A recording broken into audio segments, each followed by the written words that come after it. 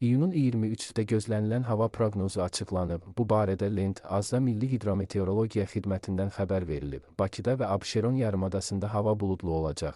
Sabah Bakıda və Abşeron yarımadasında hava şəraitinin dəyişkən buludlu olacağı, əsasən yağmursuz keçəcəyi gözlənilir.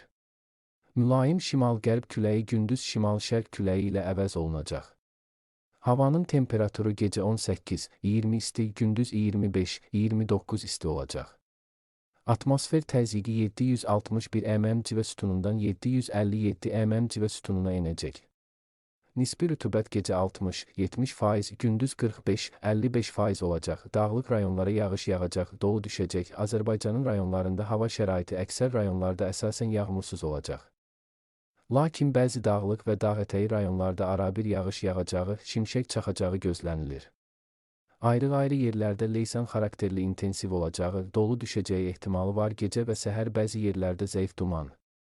Qərb küləyi gündüz bəzi yerlərdə arabir güclənəcək. Havanın temperaturu gecə 17-22 isti, gündüz 25-30 isti, dağlarda gecə 5-10 isti, gündüz 12-17 isti olacaq.